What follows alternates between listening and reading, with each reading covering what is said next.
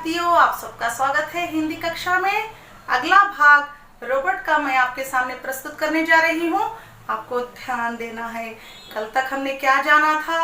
रोबोनील की तरह रोबोदीप भी एक बुद्धिमान रोबोट था, हमने जाना था।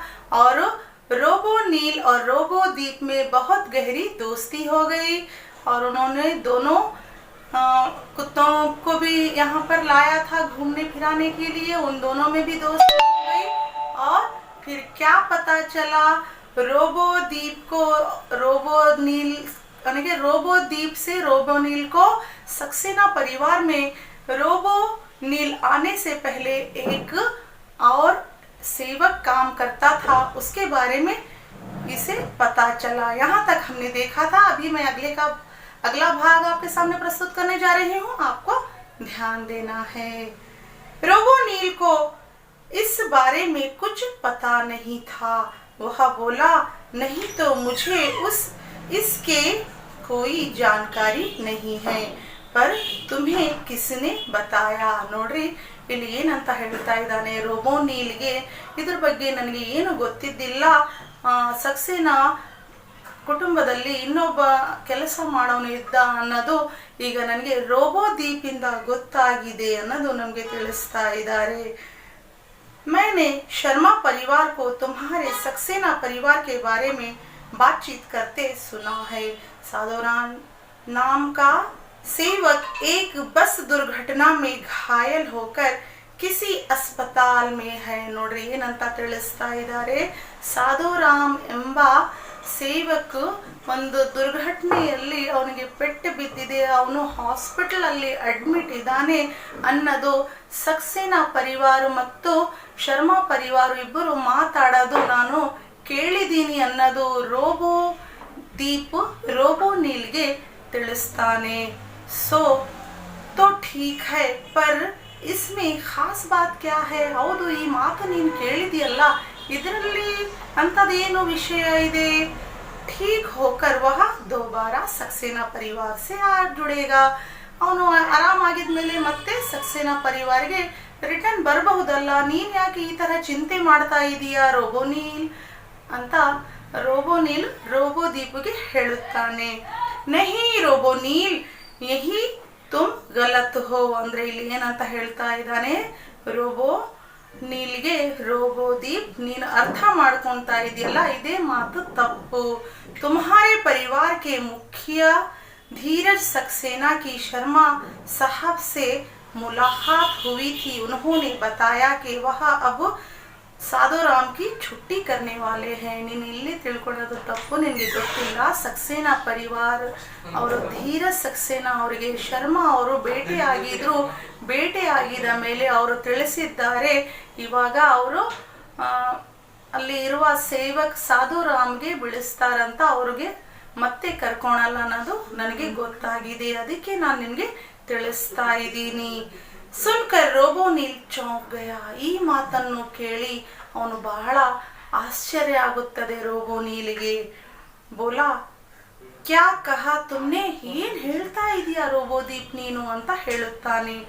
वे लोग साधुराम की छुट्टी करने वाले हैं, पर क्यों? ಹೌದಾ, ಈಗ ಅವರು ಎಲ್ಲರೂ ಸಾಧುರಾಮ್ಗೆ ಇಲ್ಲಿಂದ ಕಳಿಸ್ಕೊಡುತ್ತಾರೆ? ಇದು ನನಗೆ ಗೊತ್ತಿದ್ದಿಲ್ಲ. ನೀನು ನಿಜವಾಗಿ ಹೇಳ್ತಾ ಇದೀಯಾ? ಯಾಕೆ ಈ ತರ ಅವರು ಮಾಡುತ್ತಾರೆ ಅನ್ನೋದು ಮತ್ತೆ रोबोनील रोबोदीपಗೆ ಕೇಳುತ್ತಾನೆ.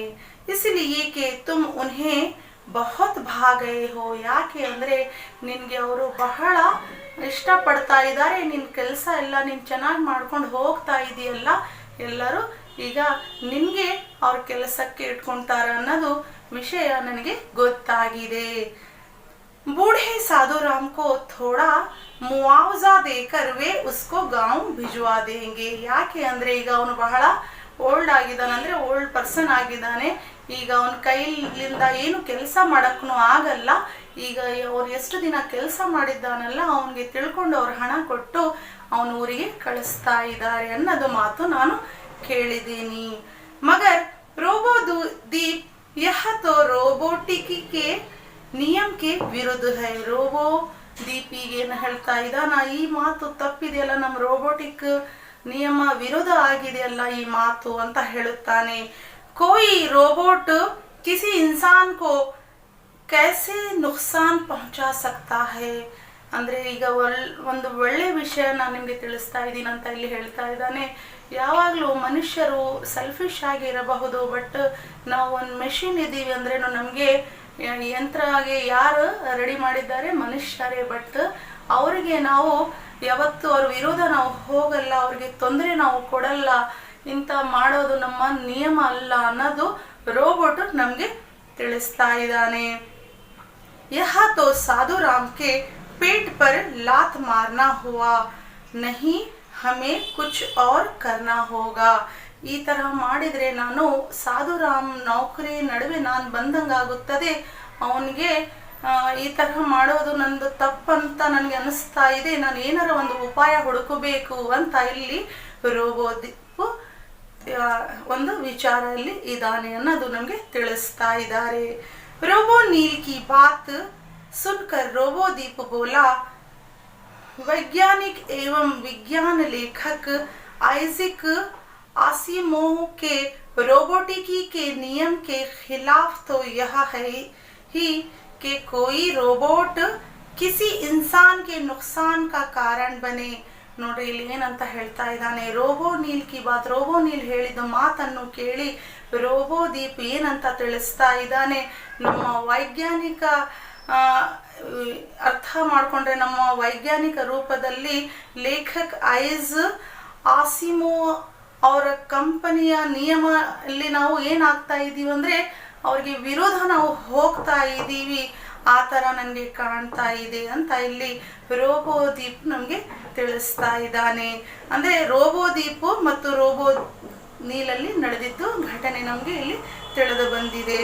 ರೋಬೋಟ್ ಕಿಸಿ ಇನ್ಸಾನ್ ಕೆ ನುಕ್ಸಾನ್ ಕಾ ಕಾರಣ ಬನೆ, ಅಂದರೆ ಮನುಷ್ಯರ ನಾವು ಒಂದು ತೊಂದರೆಯಲ್ಲಿ ಅಂದರೆ ಅವರು ಒಳ್ಳೆಯವರು ಮನೆಯಲ್ಲಿ ಸರಿಯಾಗಿ ಕೆಲಸವನ್ನು ಅವರು ಮಾಡ್ಕೊಂಡು ಹೋಗ್ತಿದ್ರೇನು ಅವ್ರ ಜೀವನದಲ್ಲಿ ನಾವು ತೊಂದರೆ ಕೊಡಕ್ಕೆ ಬಂದಂಗೆ ಆಗಿದೆ ಅಂತ ಇಲ್ಲಿ ನಮಗೆ ಇಬ್ಬರು ರೋಬೋಟ್ ತಿಳಿಸ್ತಾ ಇದ್ದಾರೆ.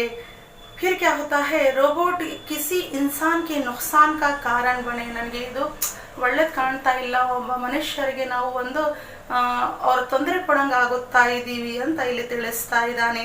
ಸಾಥ್ ಸಾಥ್ ಮಾನವೀಯ ನಜರಿಯೆ ಸೆ ಭಿ ಯಹ ಗಲತ ಹೈ, ಅಂದರೆ ಜೊತೆಯಲ್ಲಿ ನಾವು ಏನು ಮನುಷ್ಯರ ದೃಷ್ಟಿಕೋಣೆಯಿಂದ ನೋಡಿದ್ರೂ ಈ ಥರ ಮಾಡೋದು ನಾವು ತಪ್ಪು ಅಂತ ಇಲ್ಲಿ ರೋಬೋಟ್ಗೆ ಅರ್ಥ ಆಗ್ತಾ ಇದೆ.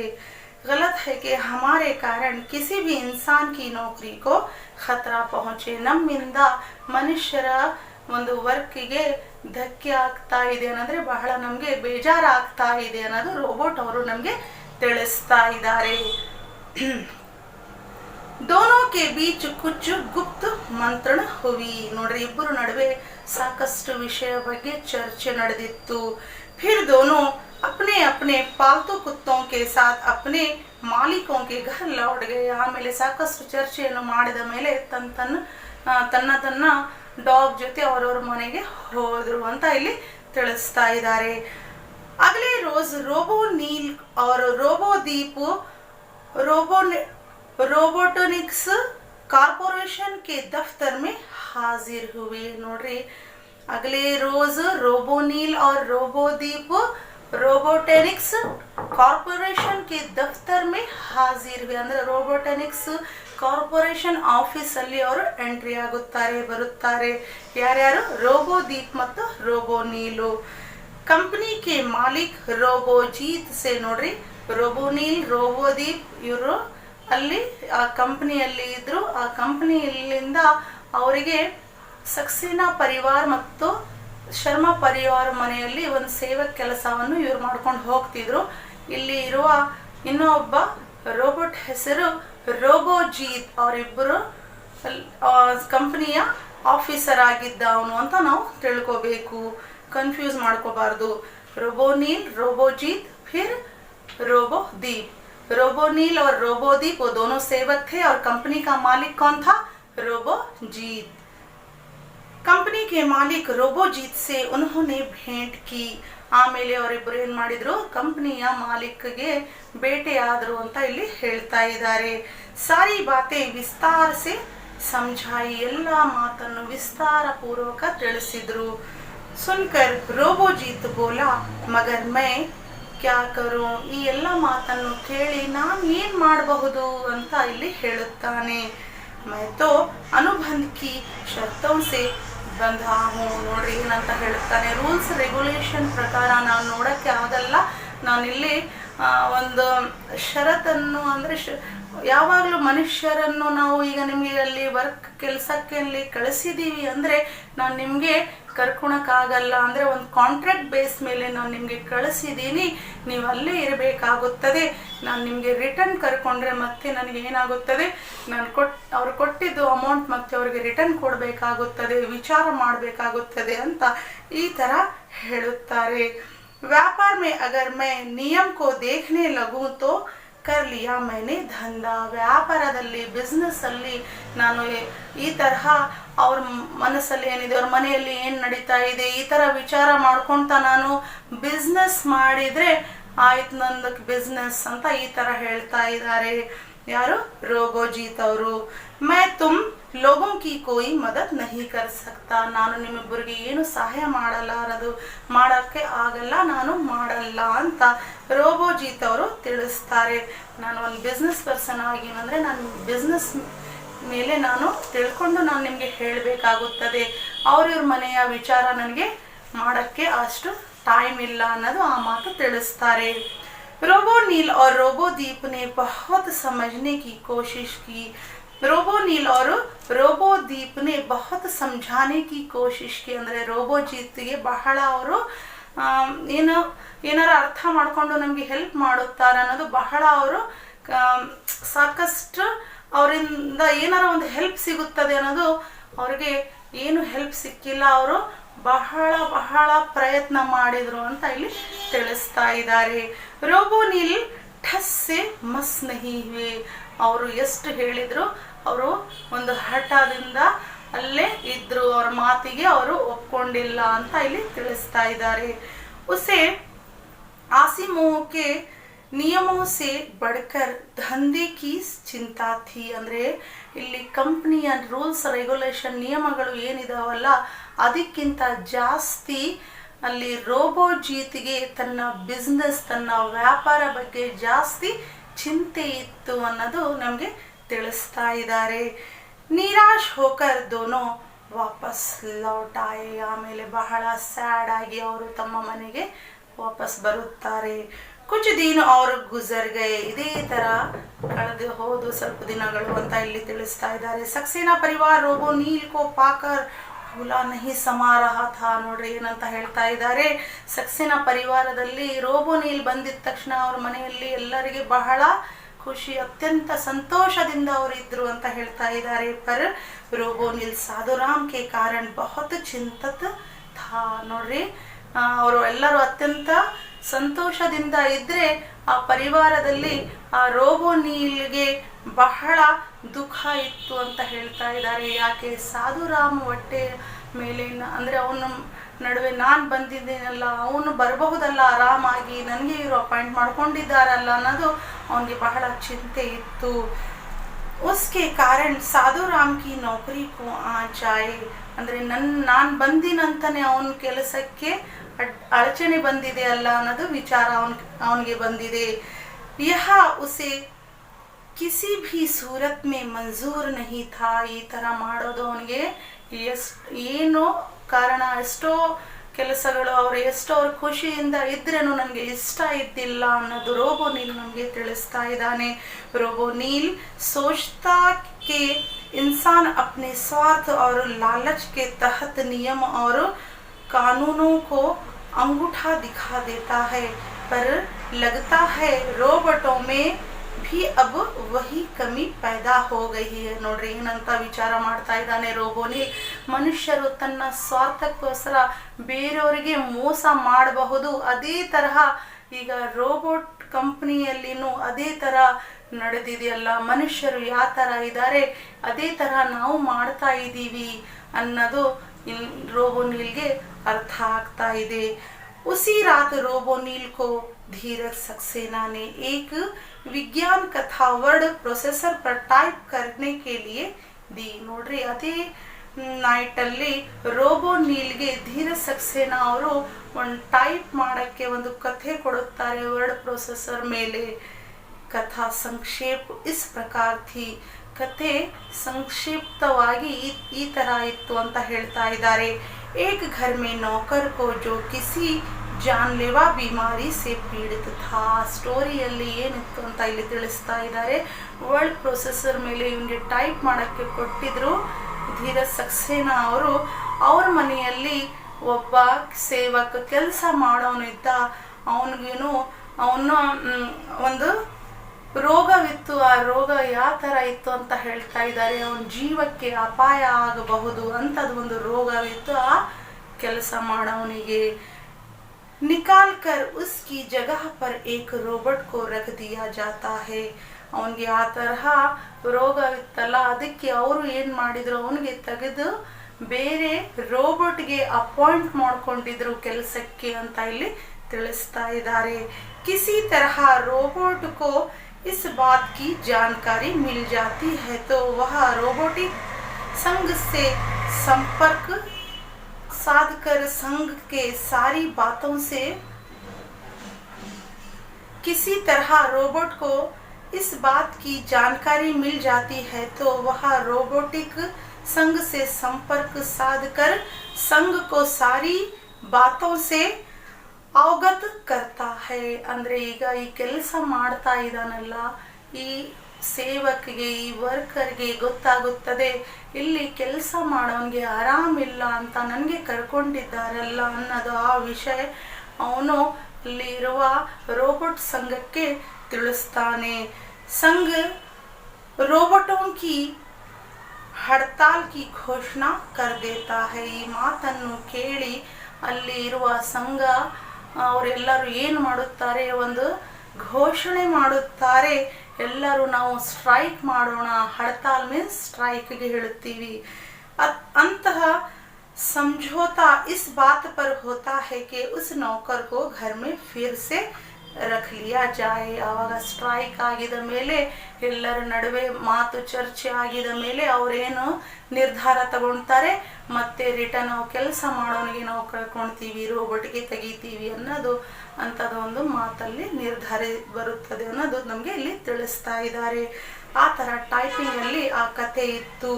कहानी टाइप करके रोबो नील की धात्विक और तारों भरे परिपंत वाली खोपड़ी में एकाएक मानो नीली रोशनी हो गई. ನೋಡ್ರಿ ಏನಾಗುತ್ತದೆ, ಈ ತರ ಟೈಪ್ ಮಾಡ್ತಾ ಮಾಡುತ್ತಾ ಆ ರೋಬೋಟ್ಗೆ ಸಡನ್ ಆಗಿ ಅವನ ಮೈಂಡ್ ಅಲ್ಲಿ ಒಂದು ಲೈಟ್ ಬ್ಲಿಂಕ್ ಆಗುತ್ತದೆ. ಅಲ್ಲಿ ಒಂದು ತಾರೋ ಏನಕ್ಕೆ ಆ ವೈರ್ ಅಲ್ಲಿ ಒಂದು ಬ್ಲೂ ಕಲರ್ ಲೈಟ್ ಬ್ಲಿಂಕ್ ಆಗುತ್ತದೆ ಅಂತ ಹೇಳ್ತಾ ಇದ್ದಾರೆ.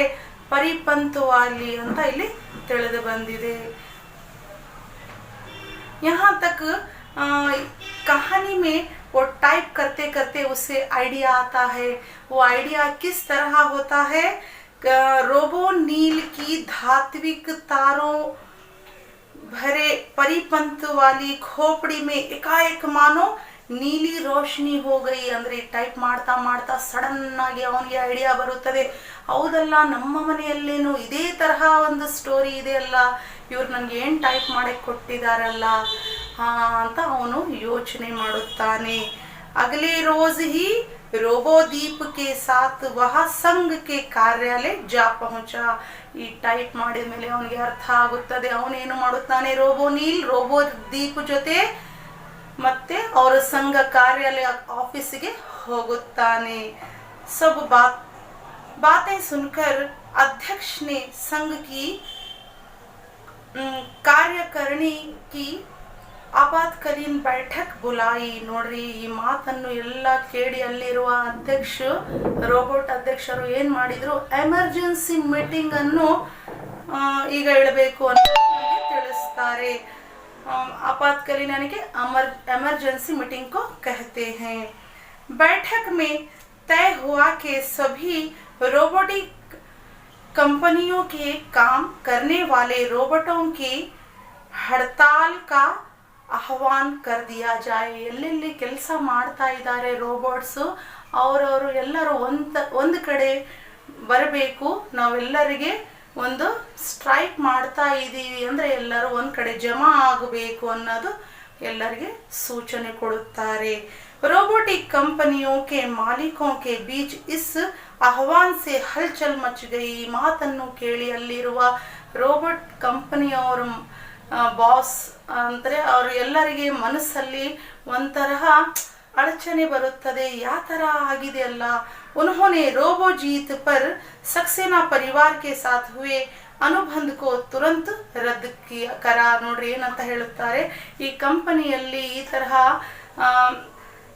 ಈಗ ಎಮರ್ಜೆನ್ಸಿ ಮೀಟಿಂಗ್ ಇಟ್ಟಿದ್ದಾರೆ ಅಂದ ತಕ್ಷಣ ಈಗ ಏನಾಗುತ್ತದೆ, ರೋಬೋಜೀತ್ ಅವರಿಗೆ ಸಕ್ಸೇನಾ ಪರಿವಾರಲ್ಲಿ ಈ ತರಹ ನಡೆದಿದೆಯಲ್ಲ, ನಾನೀಗ ಏನು ಮಾಡಬೇಕು, ಯಾವುದೊಂದು ಐಡಿಯಾವನ್ನು ಅವ್ರಿಗೆ ಕಾಂಟ್ರಾಕ್ಟ್ ಬೇಸ್ ಮೇಲೆ ನಾನು ರೋಬೋ ನೀಲ್ಗೆ ಕಳಿಸಿದೆ, ಈಗ ನಾನು ಏನು ಮಾಡಬೇಕು, ನನಗೆ ಲಾಸ್ ಆಗುತ್ತದೆ ಅನ್ನೋದು ವಿಚಾರ ಮಾಡುತ್ತಾ ಅವ್ರೇನು ಮಾಡುತ್ತಾರ, ಆ ಕಾಂಟ್ರಾಕ್ಟ್ಗೆ ರದ್ದು ಮಾಡುತ್ತಾರೆ ಅಂತ ಇಲ್ಲಿ ತಿಳಿಸ್ತಾ ಇದ್ದಾರೆ. ರದ್ದು ಕರ್ದೇನೆ ಕಾ ದಬಾವ್ ಡಾಲ ಅಂದರೆ ಅವ್ರ ಮೇಲೆ ಒತ್ತಾಯ ಮಾಡಿದ್ರು, ಅದಕ್ಕೆ ಅವರು ಆ ಹೆಜ್ಜೆಯನ್ನು ಇಟ್ಟರು. ರೋಬೋಜೀತ್ ಅಕೇಲಾ ಪಡಗಯ. ನೋಡ್ರಿ ಆಮೇಲೆ ಈ ಮಾತನ್ನು ತಿಳ್ಕೊಂಡು ಈಗ ಏನಾಯಿತು, ರೋಬೋಜೀತ್ ರೋಬೋನೀಲ್ ಮತ್ತು ರೋಬೋದೀಪ್ ಫಸ್ಟಿಗೆ ಅವ್ರಿಗೆ ತಿಳಿಸಿದ್ರು. ಆ ತಿಳಿಸಿದ ಮಾತನ್ನು ಅವ್ರು ಅರ್ಥ ಮಾಡ್ಕೊಂಡಿಲ್ಲ, ಅದಕ್ಕೆ ಈ ಥರ ಸ್ಟ್ರೈಕ್ ಆಯಿತು ಅಂತ ಇಲ್ಲಿ ತಿಳಿಸ್ತಾ ಇದ್ದಾರೆ. ಈಗ ಅವರು ಒಬ್ಬರೇ ಆದರು. ಮಜಬೂರನ್ उसे धीरज सक्सेना के साथ अपने अनुबंध को तुरंत रद्द करके रोबोनील को वापस बुलाने की बात ಮಾನ್ನಿ ಪಡಿ. ನೋಡ್ರಿ ಮಜ್ಬೂರನ್ ಮೀನ್ಸ್ ಒತ್ತಾಯ ಪೂರಕ ಅಂತ ಹೇಳ್ಬಹುದು. ಬಹಳ ಒತ್ತಾಯದಿಂದ ಅವ್ರಿಗೆ ಇಷ್ಟನೇ ಇದ್ದಿಲ್ಲ ಅಂದ್ರೇನು, ಈಗ ರೋಬೋಜೀತರಿಗೆ ಈಗ ಏನಾಯಿತು, ಸಕ್ಸೇನಾ ಪರಿವಾರಿಗೆ ಈ ತರಹ ಅವ್ರಿಗೆ ತಿಳಿಸಬೇಕಾಗಿತ್ತು. ಧೀರಜ್ सक्सेना के साथ अपने अनुबंध के तुरंत रद्द करके ಅಂದರೆ ಅವ್ರು ಏನೇನು ಕಾಂಟ್ರಾಕ್ಟ್ ಬೇಸ್ ಮೇಲೆ ಅವರು ರೋಬೋನೀಲ್ಗೆ ಕಳಿಸಿದ್ರಲ್ಲ ಅವೆಲ್ಲವನ್ನು ಈಗ ರದ್ದು ಮಾಡಿದ್ರು ಅಂತ ಹೇಳ್ತಾ ಇದ್ದಾರೆ. ರದ್ದು ಮಾಡಿದ ಮೇಲೆ ಅಲ್ಲಿ ಇದ್ದ ರೋಬೋನೀಲ್ಗೆ ಆ ಹಡ್ತಾಲ್ ಅಂದರೆ ಆ ಸ್ಟ್ರೈಕ್ಗೆ ಕರೀತಾರೆ. ಧೀರಜ್ सक्सेना को जब यह सब पता चला तो उनके ಹಾತೋಂಕೆ ತೋತೆ ಉಡುಗವೆ. ಈ ಮಾತು ಇವ್ರಿಗೆ ಗೊತ್ತಾದ ತಕ್ಷಣ ಏನಾಗುತ್ತದೆ, ಅವರಿಗೆ ಆಶ್ಚರ್ಯ ಆಗುತ್ತದೆ. ಓ ಈ ಥರ ಆಯ್ತಲ್ಲ, ನಾವು ಮನುಷ್ಯರಿಗೆ ನಾವು ತಿಳ್ಕೊಂಡಿಲ್ಲ, ರೋಬೋಟಲ್ಲಿನೂ ಈ ತರಹ ಅರ್ಥ ಮಾಡ್ಕೊಳೋದು ಶಕ್ತಿ ಇದೆ ಅನ್ನೋದು ಅವರು ಒಂಥರ ಹೈರಾಣ ಆಗುತ್ತಾರೆ ಅನ್ನೋದು सक्सेना ಅವರು ನಮಗೆ ತಿಳಿಸ್ತಾ ಇದ್ದಾರೆ.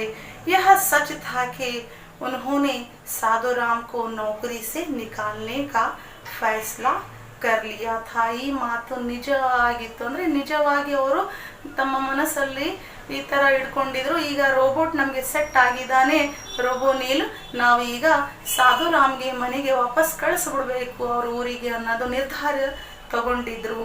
ಆ ವಿಚಾರ ಅವರು ಮತ್ತೆ ನೆನಪು ಮಾಡ್ಕೊತಾ ಇದ್ದಾರೆ, ಯಾವ ಥರ ವಿಚಾರ ಮಾಡಿದ್ರು. ಪರ್ ಬದಲೇ ಹುವೆ हालात में उन्हें मजबूर होकर रोबोटिक संघ के अध्यक्ष के पास जाकर यह गुजारिश करनी पड़ी कि जब तक साधुराम पूरी तरह से ठीक नहीं हो जाता है तब तक रोबोनील उसके पास काम करता रहेगा. साधुराम के ठीक होते ही वह उसे दोबारा काम पर रख लेंगे. संघ को यह बात मानने में कोई आपत्ति नहीं थी.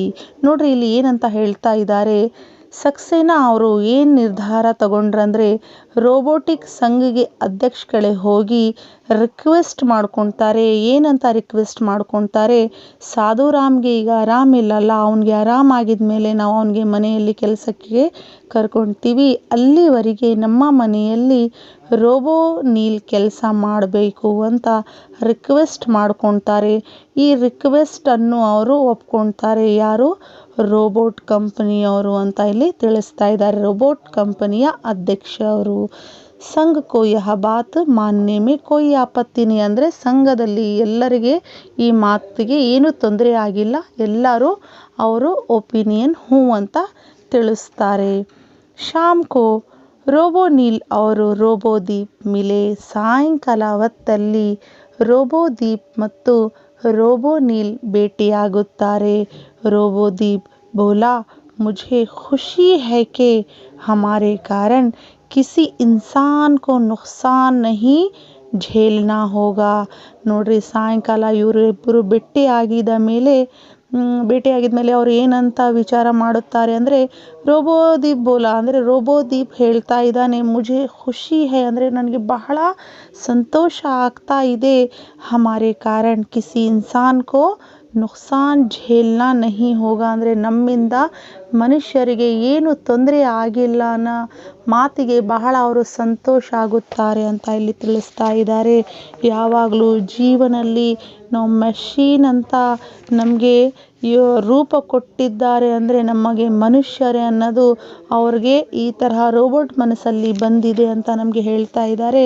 ರೋಬೋಟು ಮನುಷ್ಯರನ್ನು ನಾವು ತಿಳ್ಕೋಬೇಕು ಅಂತ, ಸೆಲ್ಫಿಶ್ ಆಗಿ ನಾವು ಇರಬಾರದು ಅನ್ನೋದು ನಮಗೆ ಇಲ್ಲಿ ತಿಳಿಸ್ಕೊಟ್ಟಿದ್ದಾರೆ. ರೋಬೋಟ್ ಏಕ್ ಮಷೀನ್ ಹೈ ಪರ್ ಉಸ್ಮೆ ಮಾನವತಾ ಕಾ ಭಾವ್ ಭರಾ ಹುವಾ ಹೈ. ನೋಡ್ರಿ, ನಮಗೆ ಏನಂತ ತಿಳಿಸ್ತಾ ಇದ್ದಾರೆ, ರೋಬೋಟ್ ಏನಿದೆ ಒಂದು ಮಷೀನ್ ಇದ್ರೇನು ಅವನಲ್ಲಿ ಯಾವ ಭಾವನೆ ಇದೆ ಅಂತ ಹೇಳ್ತಾ ಇದ್ದಾರೆ, ಒಂದು ಮಾನವೀಯತೆ ಅನ್ನೋದು ಭಾವನೆ ಇದೆ ಅನ್ನೋದು ನಾವು ತಿಳ್ಕೋಬೇಕು. ಮಾನವ್ ಭಿ ಇಸ್ ಪ್ರಕಾರ ಕಿ ಮಾನವತಾ ಕಾ ಭಾವ್ ಕಹಾ ಔರ್ ಕೈಸೆ ಪ್ರಕಟ ಕರ್ ಸಕ್ತಾ ಹೈ. ಮನುಷ್ಯರನ್ನು ಈ ಥರ ಭಾವನೆ ಯಾವತ್ತು ಮನುಷ್ಯರನ್ನು ಯಾವತ್ತು ಈ ತರಹ ಪ್ರಕಟಣೆ ಮಾಡುತ್ತಾರೆ ತನ್ನ ಭಾವನೆಯಲ್ಲಿ ಅಂತ ನಮಗೆ ಇಲ್ಲಿ ರೋಬೋಟಿಂದ ನಾವು ತಿಳ್ಕೋಬೇಕು. ಯಾವಾಗಲೂ ಸ್ವಾರ್ಥ ಇರಬಾರ್ದು ಮನುಷ್ಯರಲ್ಲಿ ಅನ್ನೋದು ನಮಗೆ ರೋಬೋಟಿಂದ ಅರ್ಥ ಮಾಡಿಸಿದ್ದಾರೆ ಅನ್ನೋದು ಈ ಮಾತು ನಾವು ತಿಳ್ಕೋಬೇಕು. ಇಸ್ಕೆ ಬಾರೆ ಮೇ ಚರ್ಚಾ ಕರ್ನಾ ಹೈ. ಯಾನಕ್ಕೆ ಮನುಷ್ಯರು ಅಂದರೆ ಯಾವತ್ತು ಮನುಷ್ಯರು ಸೆಲ್ಫಿಶ್ ಆಗಿ ಸ್ವಾರ್ಥ ಆಗಿ ಇರುತ್ತಾರಲ್ಲ, ಈ ತರಹ ನಾವು ಇರಬಾರ್ದು. ಯಾಕೆ ಅಂದರೆ ಜನ ಯಾವತ್ತು ನಮ್ಮನ್ನು ನಾವೇ ತಿಳ್ಕೊಳಕ್ಕಿಂತ ಮುಂಚೆ ನಾವು ಬೇರೆಯವ್ರಿಗೆ ಅರ್ಥ ಮಾಡ್ಕೋಬೇಕು. ಅವಾಗಿ ಅದು ಜೀವನ ಅನ್ನೋದು ಒಂದು ಮಷೀನಲ್ಲಿ ಅಂಥದ್ದು ಒಂದು ಭಾವನೆ ಇದೆ ಅಂದರೆ ನಾವು ಯಾವ ಥರ ಇರಬೇಕು ಅನ್ನೋದು ಇಂಥದ್ದು ಒಂದು ಪಾಠ ನಮ್ಮ ಮುಂದೆ ಇದೆ. ಮಕ್ಕಳೆಲ್ಲರೂ ನಿಮಗೆ ಅರ್ಥ ಆಗಿರಬಹುದು. ಏನಾರ ಅರ್ಥ ಆಗಿಲ್ಲ ಅಂದರೆ ನೀವು ನನಗೆ ಕಾಲ್ ಮಾಡಿ ಕೇಳಬಹುದು. ಇಲ್ಲಿವರೆಗೆ धन्यवाद. अच्छा बच्चों, धन्यवाद के साथ इस पाठ को हम समाप्त करते हैं.